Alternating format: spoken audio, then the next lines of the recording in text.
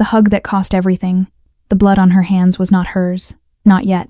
Maya Johnson pressed herself against the hotel's marble column rain, soaked hair plastered to her skull. 3 shadows detached from the darkness across the street. They moved like wolves who had caught a scent. And she was the bleeding prey they had tracked for 6 blocks through Seattle's midnight streets. Before we begin, like this video, comment where you are watching from and subscribe for more high-stakes romance and danger. Her lungs burned, her vision blurred. The luxury hotel behind her was all gold chandeliers and doormen in pristine uniforms. It might as well have been a fortress on another planet. People like her did not walk through those doors. People like her died in alleys while the world slept. The men crossed the street. Maya's mind went silent. That terrible clarity that comes when survival strips away everything except animal instinct. She had 3 seconds, maybe 4. No weapon, no phone, no one who would miss her if she vanished tonight like the others. She pushed through the rotating door. The heat hit first, artificial, expensive, the kind of warmth she had almost forgotten existed. Then the stairs. The doorman's hand moved toward his radio. The concierge's mouth opened to form words that would end with security. Maya's torn jacket, her mud-caked shoes, the desperation rolling off her in waves. She was a stain on their perfect world. The shadows appeared in the glass behind her. Her gaze swept the lobby with the frantic speed of the hunted. It landed on a man rising from a leather chair near the bar. Tall. An expensive suit that probably cost more than she had earned in her entire life. A face carved from ice and old violence. The kind of beautiful that came with a price tag written in other people's blood. He looked at his phone completely unaware. Maya did not think. Thinking was a luxury she lost 3 months ago when her world imploded. She crossed the lobby in 6 desperate strides. Her body moved on pure survival instinct, and she threw her arms around him. He went rigid. A predator interrupted mid-breath. "Please," she whispered against his shoulder. "Please, just, they cannot know I am alone." For one endless second, nothing. The lobby held its breath. The men in the doorway hesitated, scanning. Then his hand came up to the back of her head, slow, controlled, deadly gentle. His other arm wrapped around her waist. She felt the shift in his body from shocked stillness to something far more dangerous, something that made the air change. "You are trembling." His voice was soul and smoke-accented silk wrapped around a blade. He turned them slightly, positioning himself between her and the entrance. "How long have they been following you?" 6 blocks, maybe 7. Her words tumbled out in broken fragments. I do not have anywhere." "Shh." The sound rolled through his chest into hers. His hand tightened in her hair, not painful but possessive, claiming, "I am watching them." Through the gap between his arm and torso, Maya saw them. 3 men, expensive shoes, expensive watches, expensive violence. One met the man's gaze and went pale. They exchanged glances, quick, sharp, afraid. Then they retreated into the rain. Just like that, gone. Maya's knees buckled. Only his arms kept her upright. "Thank you," she gasped. "I will go, I will just—" "No." His grip did not loosen. "You will not." She looked up into eyes that held winter. Jun Park. The name was stamped on the briefcase beside his chair. He stared down at her like a man who had just found something valuable. A man with no intention of letting it escape. "What is your name?" he asked. The question sounded like ownership. "Maya." She whispered it like a confession. Like giving him her name meant giving him everything else too. Min Jun's thumb traced the edge of her jaw, tilting her face toward the light. His eyes moved over her features with surgical precision, cataloging bruises, calculating timelines, reading violence like a language he learned young. "How long since you have eaten?" The question landed wrong, too gentle, too much like concern from a stranger who should have already forgotten her face. "I do not need. Answer me." His voice dropped half an octave. Not angry. Worse. Patient. The kind of patience that came from men who always got what they wanted. Because refusal was not an option they entertained. 2 days, maybe 3. He released her, stepped back. Maya's body screamed at the loss of warmth, but his hand found her wrist. Fingers circling bone-thin flesh with a gentleness that made her want to weep. "Come." The hotel restaurant was all dim, lighting and quiet money. Conversations conducted in murmurs. Silverware that probably cost more than she used to make in a month. The hostess took one look at Maya's torn clothing and opened her mouth to object. Min Jun's gaze cut sideway. That was all it took. One look. The woman's face went carefully blank. Suddenly they had the best table in the establishment, tucked in a corner where shadows offered privacy and protection in equal measure. "Order whatever you want." Maya took the menu with shaking hands. The prices had no dollar signs. That old trick of expensive places pretending money was not real. I cannot pay for this. I did not ask you to. He ordered for both of them in Korean. His voice shifted into something musical and dangerous. When the waiter disappeared, Min Jun leaned back. The posture looked casual until you noticed his eyes never stopped moving, tracking exits, tracking faces, tracking hands reaching into pockets. The men following you. Describe them. Why? Maya asked. They are gone. For now. He poured water into her glass with steady hands. But men like that do not stop hunting because one person interfered. They stop when they are made to stop permanently. So describe them. She did. Every detail she memorized in 3 months of running. The scar through one's eyebrow. The tattoo on another's neck. The way the third moved like violence was muscle memory. Min Jun listened without interrupting. His expression grew colder with each word. Trafficking ring, he said finally. Eastern European operation. They have been expanding into Seattle for 6 months. You are not the first they have hunted. How do you know? I make it my business to know who operates in my city. And they have just made a mistake targeting someone under my protection. I am not. You are. The moment you touched me, you became mine to protect. That is not a responsibility, Aita. K lightly. The food arrived. Steak. Vegetables that looked like art. Bread that smelled like childhood memories of safety. Maya's hands moved automatically. Cutting. Chewing. Swallowing. Her body took over, desperate, graceless. She did not realize she was crying until Min Jun handed her a cloth napkin without comment. I need to know what you are running from. Not them. Before them. The thing that put you on the street in the first place. That is none of your... It is now. You can tell me here over dinner. Or you can tell me later in my penthouse where you will be staying until this situation is resolved. But you will tell me, Maya. I do not protect blind. I do not have a choice, do I? You had a choice the moment you walked into this lobby. You chose survival. I am simply ensuring that choice was not wasted.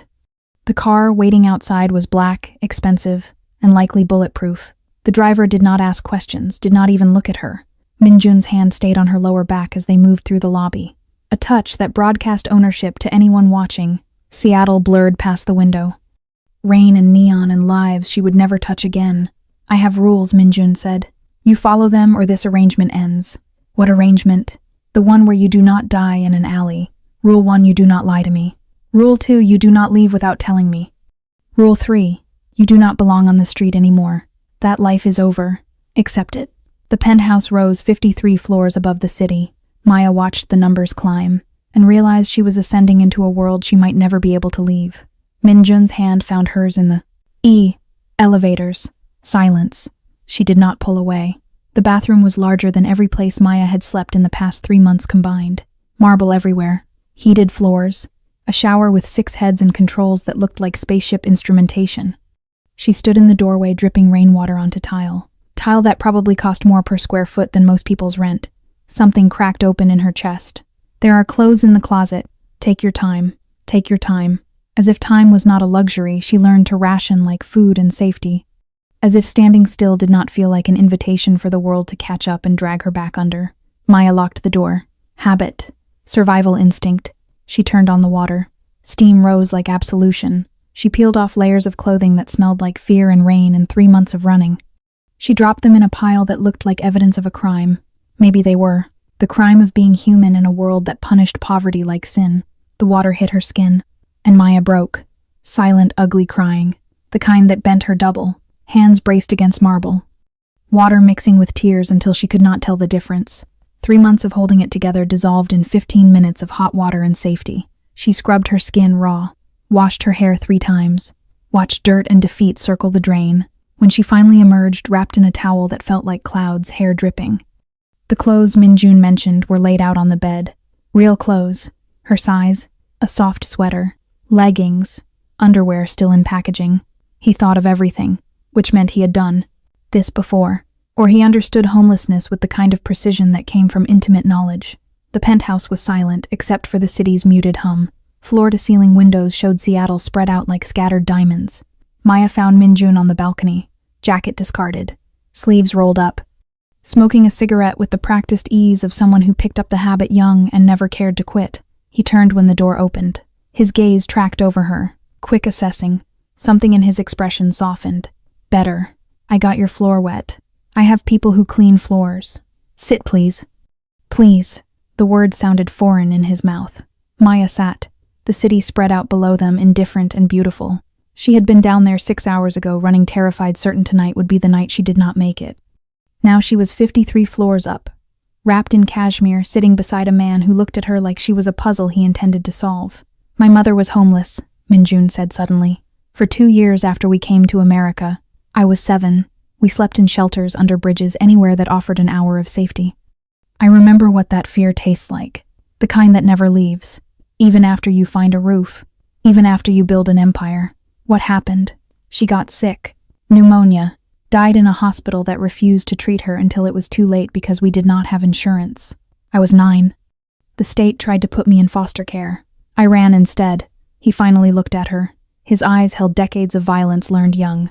I survived by being smarter, faster, more ruthless than anyone who entered me, dead or controlled. By 15, I was running protection rackets. By 20, I owned half the underground in Seattle. By 30, now I own the parts that matter. You are a criminal. I am a survivor who learned the game and won. And I recognize my own kind, Maya. So tell me, what put you on the street? What are you running from that is worse than dying in the rain? The story came out in fractured pieces. Detroit. A factory job that vanished when the company outsourced. Rent she could not make. Eviction.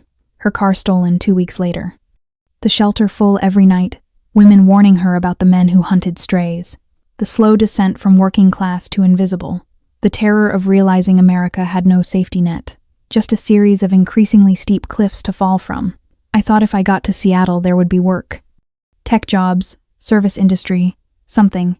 But without an address, no one calls back. Without money for deposits, you cannot get an address. And the longer you are out there, the more you look like what you have become. Desperate. Disposable. Min Jun's hand covered hers on the armrest. His palm was warm, calloused. You are not disposable. You do not know me. I know enough.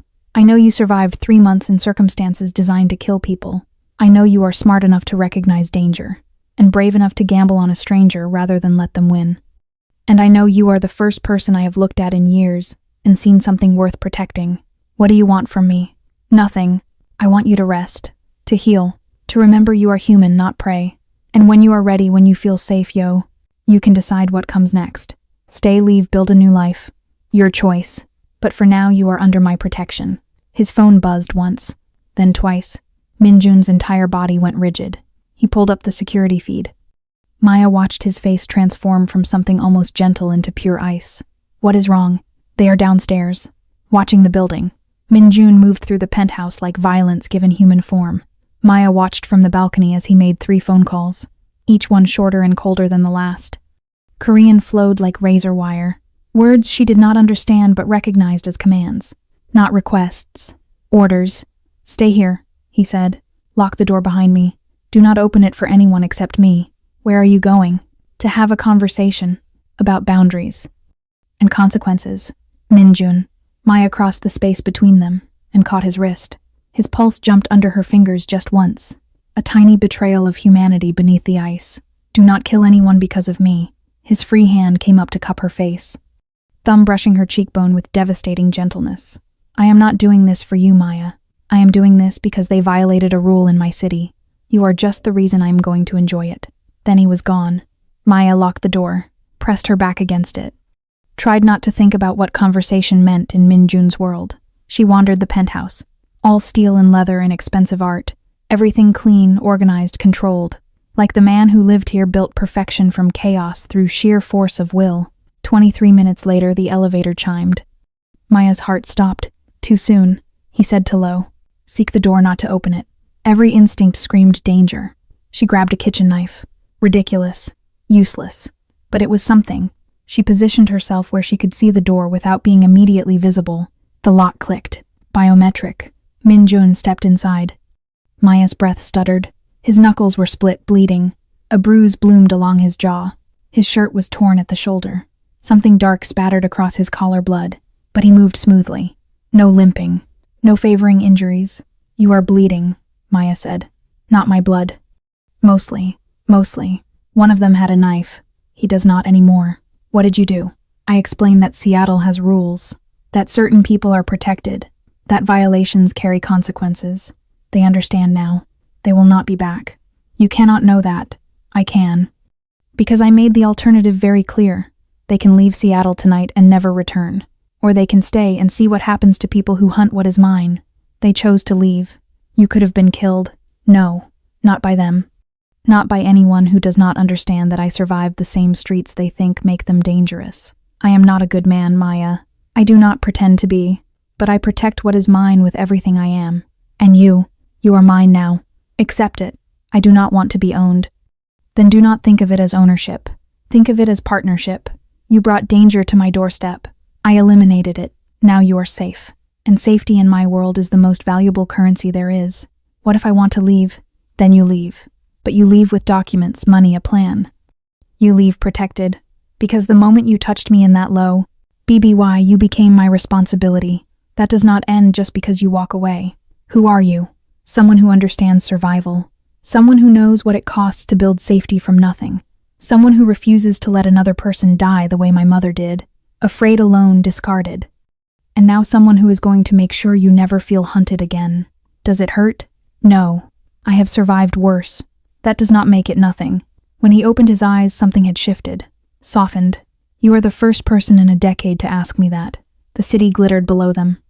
Indifferent, beautiful, cruel. Maya stood in a penthouse 53 floors above the streets, where she almost died, touching the face of a man who committed violence in her name. And she felt safer than she had in 3 months. Maybe longer. Thank you. Do not thank me yet. Protection has a price, Maya. Eventually you will pay it. What price?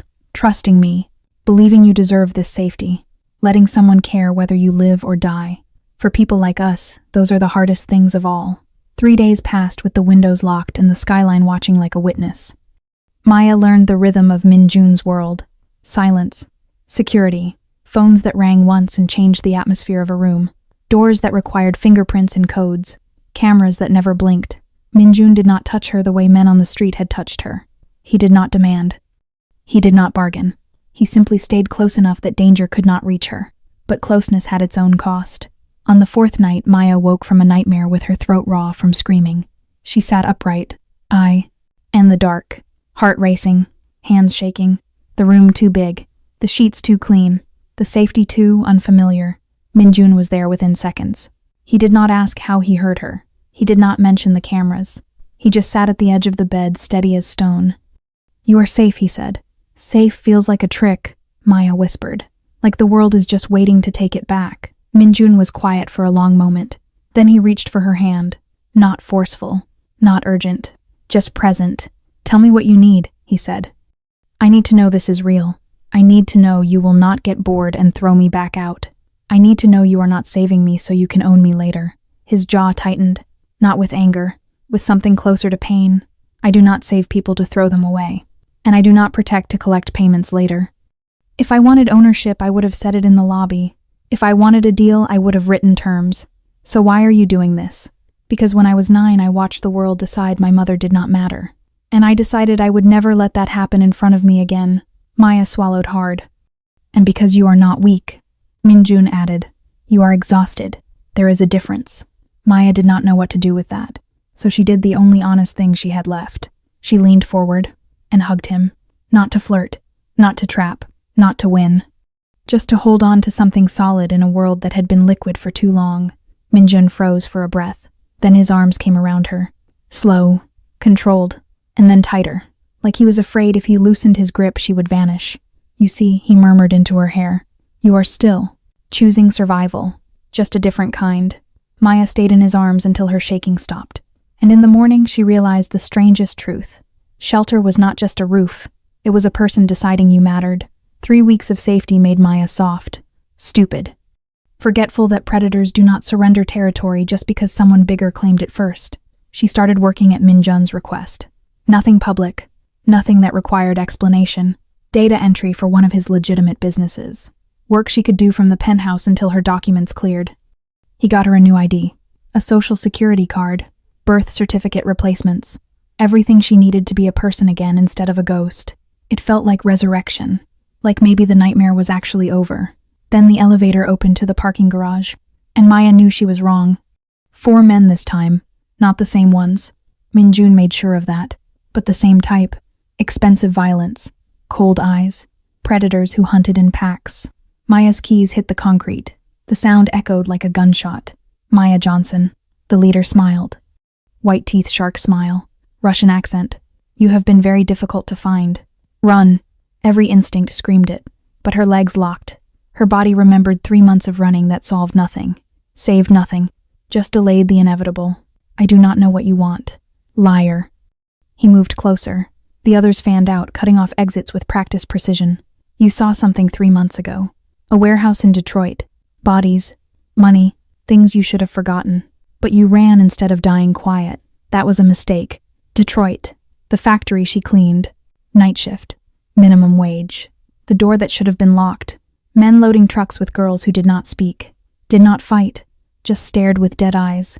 Maya ran before they saw her. Changed her name. Fled to Seattle. Prayed. Distance would equal safety. Prayed wrong. I did not tell anyone. I do not know anything. You just need to die. Nothing personal. Just business. Her vision tunneled. 53 floors above her, Min Jun was probably working. Unaware. Unable to save her this time. The penthouse might as well be on Mars. Then the elevator doors opened behind the men. Min Jun stepped out. Phone to his ear. Mid-conversation. He looked up. Saw Maya. Saw the gun. His expression went dead. Not angry. Worse. Empty. I will call you back. He ended the call. Slipped the device into his pocket with movements so calm they felt like countdown. This does not concern you. The Russian swung the gun toward him. Everything in this building concerns me. The parking garage is monitored. The moment you pulled that weapon, security was notified. You have about 90 seconds before armed response arrives. So, you can shoot me. Maybe shoot her. Then die in this garage. Or you can leave now and pray I do not remember your faces. We have orders. I do not care about your orders. I care that you are threatening something under my protection. I care that you brought guns into my territory. I care that you made me come down here when I was having a perfectly pleasant evening. There are 4 of us. The Russian's voice wavered. There were 6 last time. Min Jun smiled. No warmth, just teeth. Want to know where they are now? The standoff stretched. Maya stopped breathing, stopped thinking, just watched Min Jun move between her and death like choreography. Then the elevator chimed again. 3 men emerged. Min Jun's security. Military precision. Armed. Trained. Expensive. The Russian saw the math change and ran. Maya's legs gave out. She hit the concrete hard, palms stinging, gasping for air that tasted like exhaust and terror. Min Jun was beside her in seconds, hands on her shoulders, on her face, checking for damage with frantic efficiency that contradicted his earlier calm. Are you hurt? Maya, look at me. Are you hurt? No. She grabbed his wrists, held on like he was the only solid thing in a world gone liquid. No, they did not. You came. How did you… Security alert. The moment they entered the garage. He pulled her into his arms, heart hammering against her ear. If I had been 30 seconds later. But you were not. Maya buried her face in his shirt, breathed him in, used his solidity to remember she was alive. You were not. A guard approached. Sir, what do you want us to do? Track them. I want names, addresses, who sent them, before morning, and then I make sure they understand the cost of coming for what is mine. No more warnings, no more mercy. They want war, they get it. You are talking about killing people. I am talking about ending a threat. They came for you twice. They will keep coming until someone makes them stop. And that someone is me. I do not want you to become a monster because of me. I was a monster long before I met you. But maybe having something worth protecting makes me useful instead of just dangerous. Maya should have been afraid of him. Instead, she hugged. I do him. Hard. Desperate. Graceless. Pressing herself against the only person who had ever made predators hesitate. Min Jun went still for half a second. Then he hugged her back with the same intensity he brought to everything. Total. Consuming. Absolute. When they finally pulled apart, both breathing hard, his forehead rested against hers. That was stupid, he murmured. Which part? All of it. Staying with me. Trusting me with your life. His hands settled at her waist. Possessive and gentle. I am going to ruin you for normal men, Maya Johnson. Good. Maya held on to him. Normal men let me sleep on the street. The penthouse felt different after the garage. Smaller. More intimate. Like the violence outside compressed the safe space into something precious. Min Jun cleaned his knuckles for the second time in 3 weeks. Maya watched from the kitchen island. Hands wrapped around coffee she was not drinking. Just holding for warmth that had nothing to do with temperature. They are gone, he said finally. All 4. On a plane to Moscow by now if they are smart. Dead if they are not. Did you? No, I wanted to, but I do not think that is what you wanted. I do not know what I want. Maya set down the mug before her shaking hands betrayed her. I am not supposed to be here. I am supposed to be invisible. Disposable. People like me do not get saved by people like you. People like you. Min Jun crossed to her, slow, deliberate. Explain what that means. Poor. Homeless. Nothing to offer. You offered yourself. In that lobby, when you were terrified and hunted. You gambled on a stranger's humanity. That takes more courage than most people possess their entire lives. And every day since you survived in my world without losing yourself. You work. You adapt. You do not take handouts you have not earned. You think that is nothing. You think I do not see the strength it takes to heal. You barely know me. I know enough. I know you survived things that would break most people. I know you are clever enough to recognize danger and brave enough to face it. And I know I wake up every morning afraid you will be gone, that you will decide this safety comes with too high a price and vanish before I can stop you. Why would that scare you? Because I do not save people, Maya. I use them. I leverage them. I turn human connections into assets and power. That is who I am. That is how I survived. But you walked into my life by accident, and now I cannot imagine it without you in it. And that terrifies me. I am not an asset. No, you are the first person in 15 years I want to protect just because. No agenda. No angle. Just you. Alive. Safe. I am not an object either. I know. But I do not have better words. I was raised by the streets and violence and survival. Tenderness is a language I never learned. So I say mine because it is the only way I know to express that losing you would break something in me I did not know I still had. What if I want to stay? Then stay. Stay and let me keep you safe. Let me build you a life. Let me matter to someone who matters. You think you do not matter. I think I am useful. Feared. Respected. But mattering requires being seen as human. And I stopped being human the day I decided survival was worth any price. Maya saw him then. Not the crime lord. Not the priorate. Oh, Tector. Not the monster. Just a boy who had been 7 and homeless. 9 and orphaned. 15 and learning that violence was the only language the world understood. I see you, she whispered. Do not. But his arms tightened around her. Do not make me soft.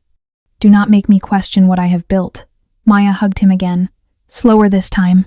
Deliberate. Pouring weeks of proximity and safety and gratitude into the simple act of holding him. I am not making you anything. I am just trying to understand why you look at me like I am the first good thing you have seen in decades. Because you are. Because when you hugged me in that lobby, you gave me something to care about beyond power and territory and revenge. You reminded me what it felt like to want someone safe just because their absence would hurt. Is that love? I do not know. I do not know what love looks like outside of stories. But I know I would burn Seattle to ash before I let someone hurt you again. I know I think about you every moment you are not in my sight. I know I have never wanted anything the way I want you to stay. I am afraid. Of me. Of this. Of feeling safe. Of trusting it will not disappear the moment I believe it is real. Then do not trust it yet. Just stay, day by day. Let me prove it is real by making it permanent. Maya breathed in, and for the first time in months, she believed she might survive long enough to become someone new. Seattle had opinions about Min Jun Park's new obsession. Maya discovered this 3 days after the parking garage. She accompanied him to a business dinner. Every eye in the restaurant tracked her movements like she was an exhibit. The homeless woman who trapped a crime lord, the gold digger who played damsel, the nobody who thought she could climb by attaching herself to power. Whispers slithered through expensive air wrapped in fake smiles and polite nods. Ignore them, Min Jun murmured, hand steady on her lower back. They are irrelevant, but they were not irrelevant. Not when one of his business partners pulled him aside, silver-haired, cold-eyed, powerful, and made sure Maya heard every word. She is a liability, Min Jun, a distraction you cannot afford. My personal life is not your concern. It is when it affects business. People are talking, questioning your judgment, wondering if you have gone soft. And soft men do not survive in our world. Are you threatening me? I am advising you. Choose carefully. Her or everything you have built. The ride home was silent. Maya stared out the window and felt the weight of being someone's weakness. A soft spot in armor that could not afford cracks. He is wrong, Min Jun said finally. Is he? Everyone in that room thinks I am using you. That you are compromised. That this is a mistake that will get you killed. Let them think what they want. You cannot afford that. You survived by being harder, smarter, more ruthless. But now you are fighting Russians in parking garages because of me, taking meetings where people question your judgment because of me, becoming vulnerable because of me. Yes. And I would do it again. You cannot mean that. I do. You are a liability, a distraction, a crack in armor I spent 20 years perfecting. But you are also the only thing in my life that makes survival feel like living instead of just not dying. So let them question. Let them whisper. I will protect both you and my empire, or I will burn it all down choosing you. Either way, you stay. The threats did not stop with whispers. A message arrived, slipped under the penthouse door. Photographs. Maya leaving the building. Maya at a coffee shop. Maya in the car. Words in red marker. She is not as protected as you think. Min Jun burned the message without showing her. Tripled security. Started having her driven everywhere with armed guards. Moved meetings to the penthouse instead of restaurants. Built a fortress around her life and called it love. Maya found out anyway. You cannot keep me in a cage. It is not a cage. It is protection. It is control. And it makes me exactly what they accuse me of being. Helpless. Dependent. A trophy you have to guard because I cannot guard myself. Then prove them wrong, Min Jun said. His voice was quiet, dangerous. Tell me what you want. I want to learn. How to see threats. How to defend myself. How to be a partner instead of a project. Min Jun stared at her. Then slowly he smiled. Training will be brutal. Good. You will hate me by the end. I will risk it. The training started the next day. Self-defense. Threat assessment. Weapons handling. Min Jun was merciless, pushing her past exhaustion, past frustration, past the point where she wanted to quit. But Maya survived 3 months on the street. She knew endurance. She knew pain. She knew survival required becoming someone new. 3 weeks later, a man grabbed her in the parking garage. Testing, probing, seeing if Min Jun's protection extended beyond proximity. Maya broke his wrist, swept his legs, had him face down on concrete before he could process what happened. Min Jun watched from 10 feet away, arms crossed, expression unreadable. Well, Maya asked, breathing hard.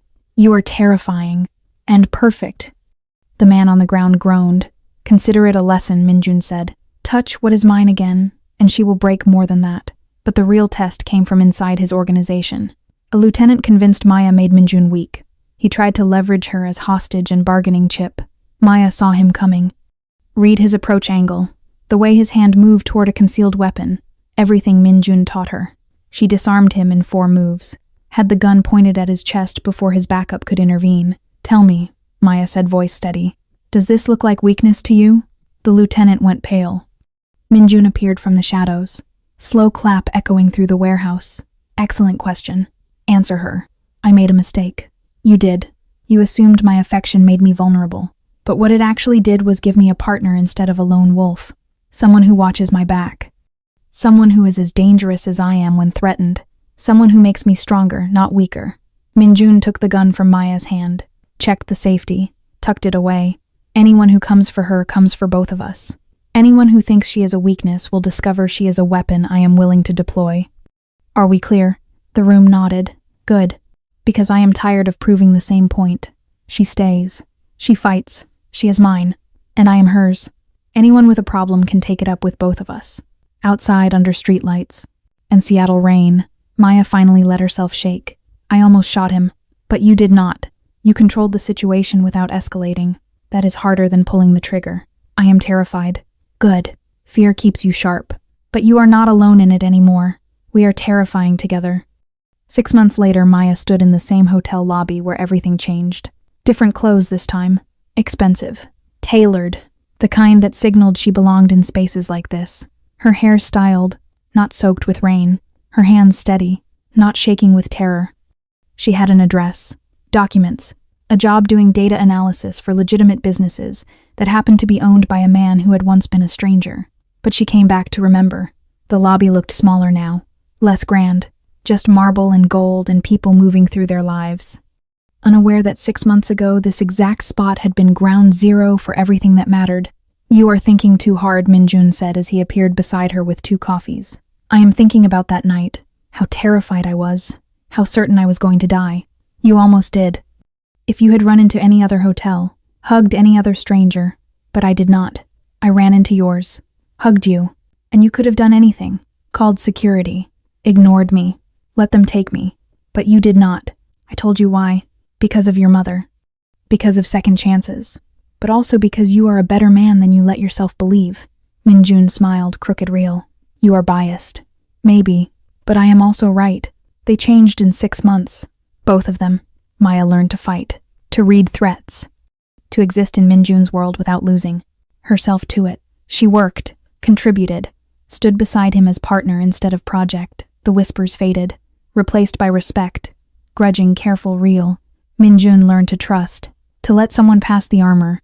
To believe caring for someone did not mean weakness. Just a different kind of strength. He still ran his empire with calculated precision. Still made hard choices. Still scared men twice his size with nothing but a look. But now he came home to someone. Shared his space. Let himself be vulnerable in the dark. I have something for you, he said. Pulling a small box from his pocket. Maya inhaled sharply. Not that. Not yet. Open it. Inside was a key. Simple. Silver. Unremarkable. Except for what it represented. Penthouse key. Building key. The whole building. I bought it last month. Put it in your name, so you always have a home. So if something happens to me, you are protected. So you never ever have to run again. This is too much. It is not enough. You gave me something to live for beyond survival and revenge. The least I can do is give you permanence. I do not need a building. I just need you. You have both. You have me. And everything I have built. And every day I wake up grateful you were desperate enough and brave enough to hug a stranger in a hotel lobby. Best, worst decision I ever made. Second best. The best was staying. They stood like that for a while. Wrapped around each other in the middle of gold and marble and ordinary people having ordinary days. No one looked twice. No one saw the girl who had been homeless 6 months ago. Or the man who had killed to keep her safe. Or the improbable love that grew from desperation and violence into something real. But Maya felt it. The weight of having survived. The gift of being seen. I love you, she said. First time. The words felt huge, terrifying, right? Min Jun went still. Then his arms tightened until she could barely breathe. Say it again. I love you. I love you, Min Jun Park. I love that you are dangerous and gentle. I love that you see me as strong when I feel weak. I love that you built me a life instead of just offering shelter. I love that you never let go. His eyes were bright. I love you too. The words sounded foreign in his mouth, like a language he studied but never spoken. I love you more than power or territory or everything I built before you. And if I have to burn it all down to keep you safe, I will. You will not have to, because we are stronger together. Promise. Promise. They left the lobby hand in hand. Walked out into Seattle rain that had stopped feeling like an enemy. The city spread out before them. Still dangerous. Still complicated. Still capable of destroying people who could not defend themselves. But Maya was not one of those people anymore. She was the woman who survived 3 months on the streets. And 6 months in a crime lord's world. The woman who learned to fight, to strategize, to exist in darkness without becoming dark herself. The woman who turned one desperate hug into a partnership that looked like love. And Min Jun, he was the man who chose her over every principle that had kept him alive. And somehow became more himself for it. What are you thinking, Maya asked, as they reached the car. That 6 months ago I was alone, and now I am not. Regret it, not even slightly. You are the best thing I never knew I needed. Glad I hugged you then. So am I. So am I.